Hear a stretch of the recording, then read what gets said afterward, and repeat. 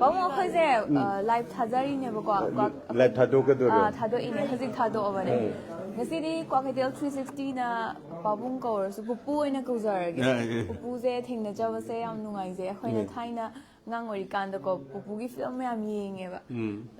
bù dễ halbudi oshalame bù hak chang na ba khot pa kemta leitabra hozi problem na tung na halu selak pa je khar khar di adum lai bajani adu ainda ne ayuki evening gi ai cycle da exercise khar tawi ko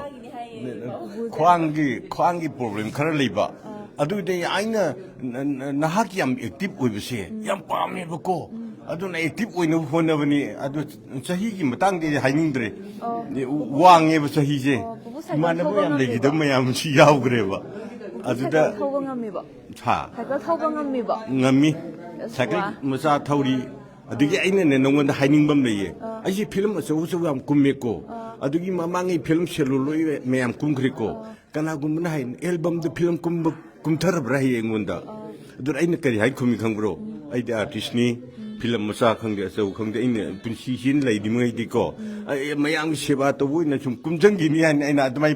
reply pi bi ma aduni pong le di pong bugi mingja ai di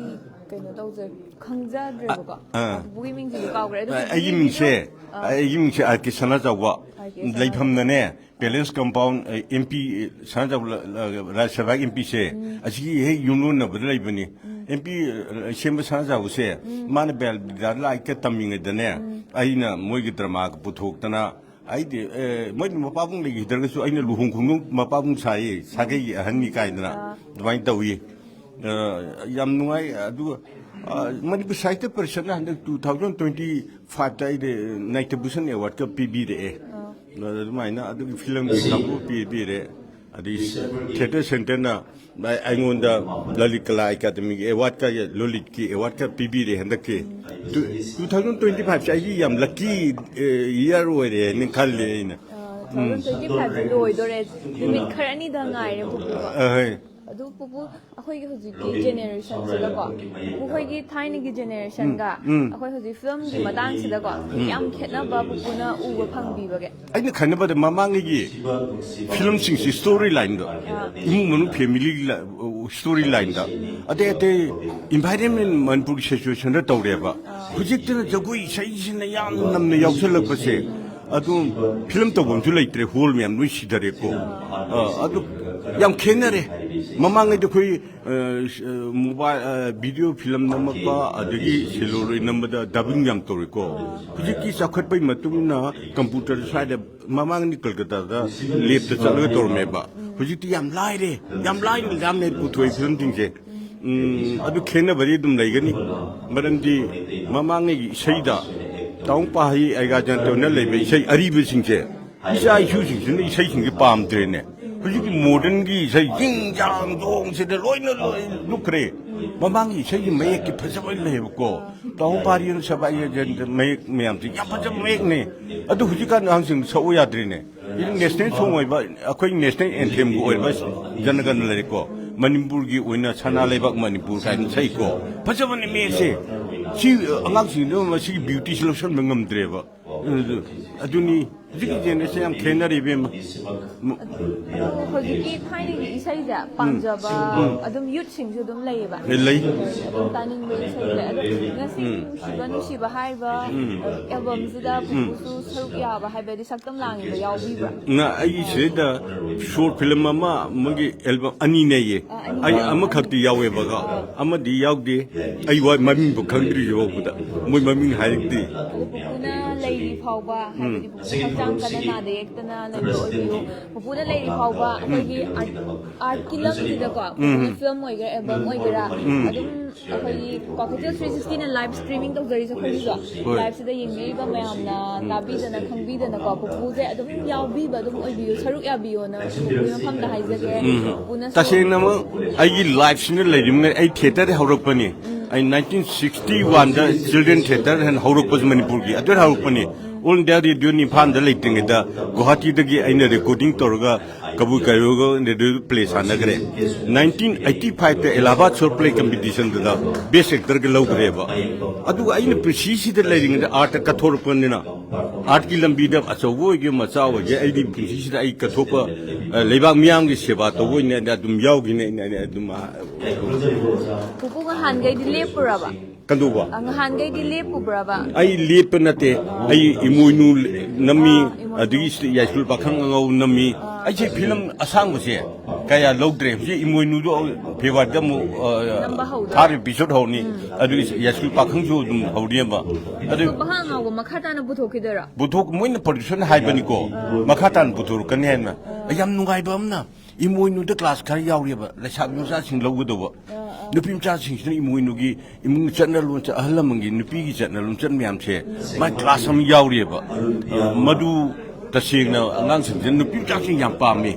adu imoinu si tasingna Bijgupta la sam nu pudopa my script ni my direction ni ko adu miyam na pambani na moy producer su paisa hanjang gani na khalle adugu akoina nahan khai bubu je thengna jarudra ba udra kana bubu di film je namtharaga leiramme ba ko bubu gi school ba khang awada yamna parents yamna section ba sathi ba strict ba parents sa ba da adugi bubu da ugi ba duga aduga akoina imoinu da u ba duga ko ani je kene gani kene su kene aduga sar e khuding ni su ko jai thaina gi film ngani thoi ba hai ba ama kana bubu na mapa damba nang gi tawda adu yengba thamoi se khane yamna siba kapni nang na du hare ko do yam nuai maram di ahalaman yam pamye bisai che punsiki life struggles de salli balambi de adu isai do ahalaman yam pamye naharu nu pamong gani sai thajade ba adu nangum na asagi thangjam gi tomgi mai sakpane ba isai che adu ai background da piba picturization ne ba ko yamna nungsiba ai isa mabu ai family ne phawa adu se yam pam me ba ko adu ga jasku pakhang ngawuna character amani si songi imuinu gi character ahal gi character ni si tonga le aduna ya mayam na khangna se jasku pakhang ngawa imuinu adu kunba mani kai ai film khar lai dim ne kunba mani ba kai gi kaina ne benau na sangomda pirapa china sangomda la pirapa adu ma kai do hoji fawa do hoji ki generation na ba do mi nari adu gi video do si divide ino je to kai sana masan pi to ne ma pa buri si ba pija ba dingam dar ba lo ne bijarak ba pa se imung gi burden me am je loin pu go wa ba do adu de pin da ba me am je phung do pudi ngam dar ba imung digi dawri ba nature isa chu warak pa ngam ta ba mo me gi separate